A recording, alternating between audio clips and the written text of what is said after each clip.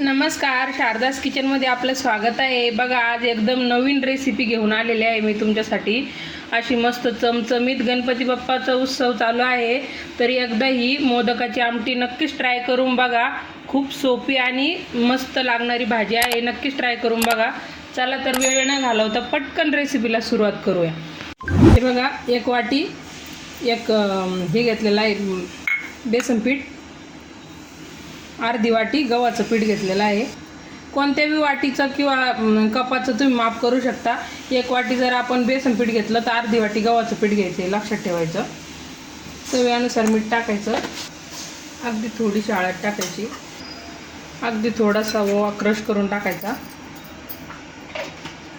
आता असं कोरडं एकदम मिक्स करून घ्यायचं आणि मग थोडं थोडं पाणी टाकून आपल्याला त्याचा घट्टसर असा गोळा तयार करायचा. एकदम पाणी टाकायचं नाही, थोडं थोडं पाणी टाकायचं.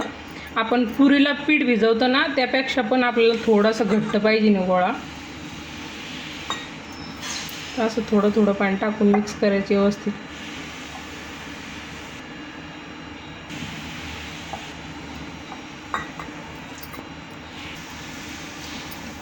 हे बघा, चांगलं मळून घ्यायचं.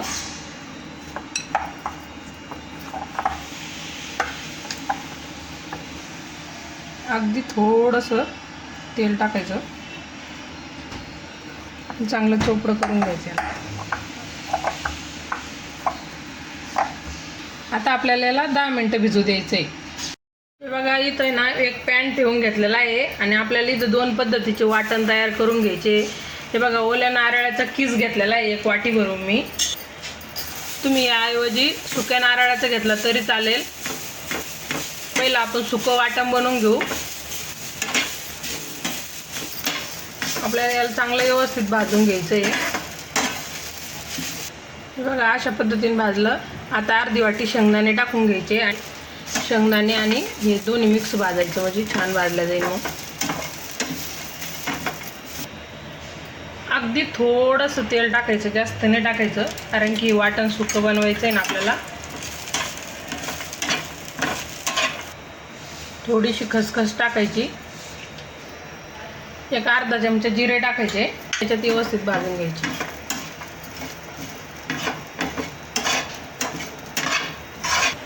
हे बघा, आता आहे ना 5-6 पाकळ्या लसणाच्या टाकून द्यायच्या. 1-2 मिनटं भाजायचं, मग झालं. मग सगळं मिळून म्हटलं तर ना 5 ते 6 मिनटं लागते. कमी गॅसवरच भाजायचं हे वाटण कधीच्याला बी, म्हणजे व्यवस्थित भाजलं जातं. झालेलं आहे आपलं वाटण. आता गॅस बंद करूया. हे बघा, मिक्सरच्या जारमध्ये टाकून घ्यायचं आणि थंड झाल्यावरच वाटायचं आहे आपल्याला. पण मी आता दुसरं वाटण करण्यासाठी मिक्सरच्या जारमध्ये टाकून घेते. हे बघा, याच्यात 1 चमचा लाल मिरची पावडर टाकायचं, चवीनुसार मीठ टाकायचं. आणि मीठ आहे ना फक्त सारणला जेवढं लागेल तेवढंच टाकायचं, कारण की आपण आमटीसाठी वेगळं मीठ वापरणार आहे. सारण भरायसाठी तेवढंच मीठ वापरायचं. लाल मिरची पावडर तिखट नाही राहत, त्यामुळे 1 मिरची टाकते. आता आपल्याला आहे ना हे पाणी न घालता सुकं वाटण तयार करून घ्यायचं आहे. हे बघा, वाटण तयार झालेलं आहे आपलं. एक थेंब पण पाण्याचा वापर केलेला नाही, पण आपण ओलं खोबरं घेतलं होतं. अशाच पद्धतीचं आपल्याला वाटण पाहिजे नाही. आता थोडीशी कोथिंबीर घालून घ्यायची कोथिंबीर. आपलं सारण मोदकमध्ये भरण्यासाठी तयार आहे. आता आपण ओलं वाटणाची तयारी करून घेऊ. हे बघा, एक कांदा मी असा पतला पतला कापून घेतलेला आहे, लंब्या लंब्या साईजमध्ये. थोडंसं तेल टाकायचं आणि आपल्याला कांदा चांगला भाजून घ्यायचा आहे.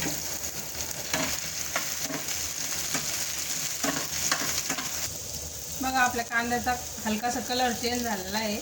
तर आपल्याला आहे ना हे थोडेसे धने घेतलेले आहे, धने भाजून घ्यायचे. आणि 1-2 इंच खोबरं घेतलेलं आहे, ते पण भाजून घ्यायचं, कारण की आमटीला आहे ना खोबरं ते असलं तर चव खूप छान येते. 5-6 हिरव्या मिरच्या आणि 1 लसणाची कांडी मोठी चिरून घेतलेली आहे, ती पण टाकून द्यायची. सगळं एकत्र भाजून घ्यायचं.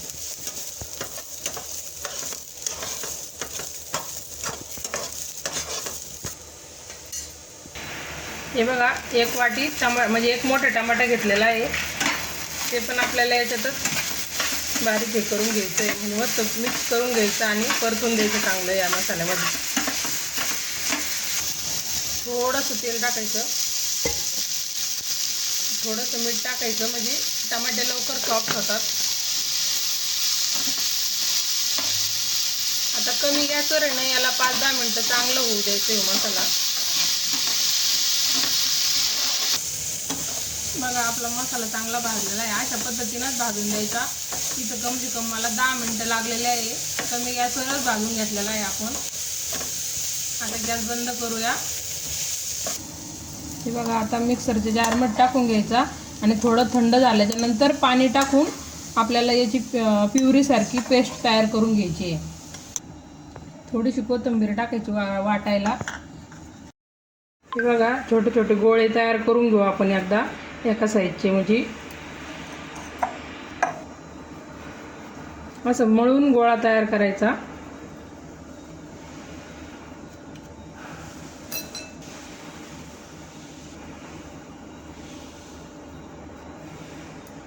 हे बघा आपल्याला असं गोळा घ्यायचा आणि तेल लावून लाटायचे, हे म्हणजे पटापट लाटलं जाते.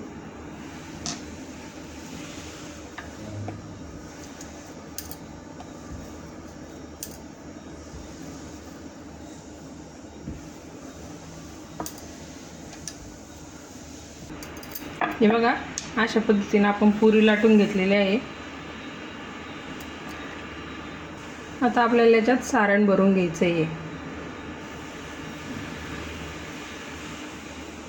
आणि हे बघा या अशा बोटाच्या साहाय्यानं आपल्याला त्या मोदकाला कळ्या पाडून घ्यायच्या आहे. हे बघा अंगठ्यापासलं बोट मध्ये घालायचं आणि असंच फिरून फिरून कळ्या पाडून घ्यायच्या.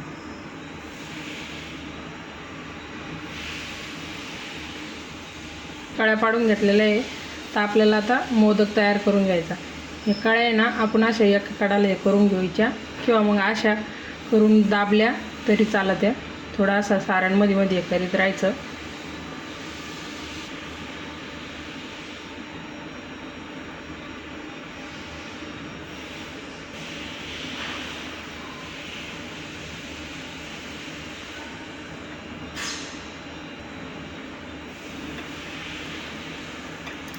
बघा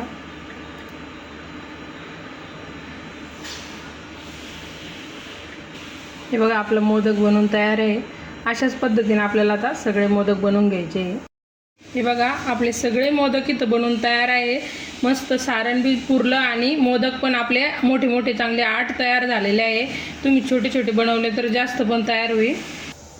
हे बघा इथं कढईमध्ये 2 चमचे तेल गरम व्हायला ठेवलं. तेल थोडं गरम झालं की त्याच्यामध्ये कढीपत्त्याची काडी टाकायची, थोडीशी हळद टाकायची. हे बघा आपण हे वाटण तयार करून घेतलं होतं ना पाणी टाकून, हे टाकायचं आणि चांगलं व्यवस्थित तळून द्यायचं आहे मसाला.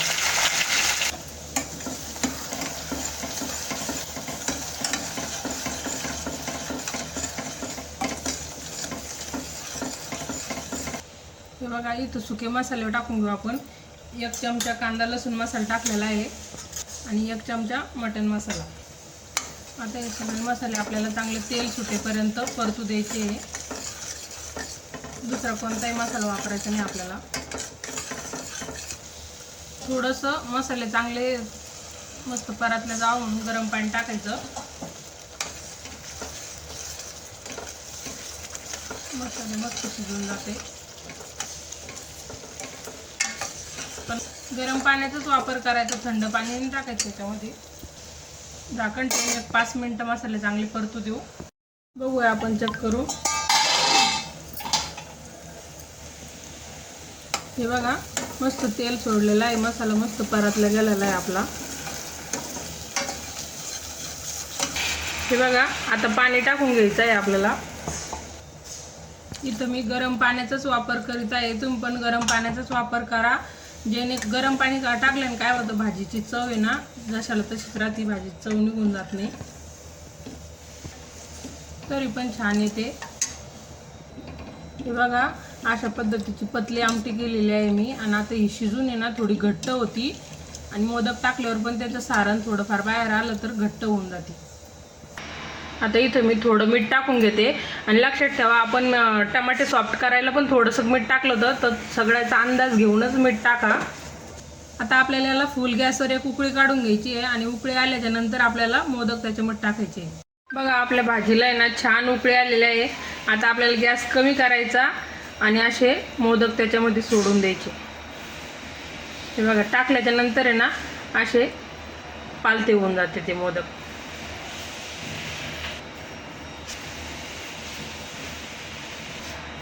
आता आपल्याला कमी गॅसवर 10 ते 15 मिनिटं चांगले मोदक शिजू द्यायचे आणि मोदक शिजलेले ओळखायचे कसे ते मी पुढं तुम्हाला सांगतेच.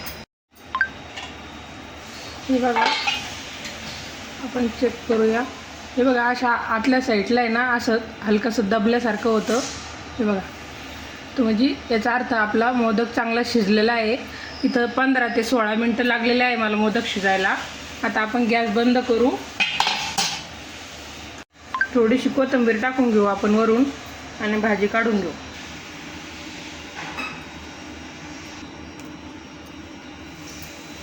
बघा आपली मस्त चमचमीत अशी मोदकाची आमटी तयार आहे.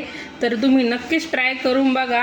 आणि ही आमटी तुम्ही भातासोबत, भाकरीसोबत, पोळीसोबत कशासोबत पण खाऊ शकतात. खूपच छान होते, एकदम अशी चवीला एकदम भन्नाट होऊन जाते. तर नक्कीच ट्राय करून बघा. आवडल्यास व्हिडिओला लाईक, चॅनलला सबस्क्राईब करा. भेटूया नवीन नवीन रेसिपीसोबत पुढच्या व्हिडिओमध्ये.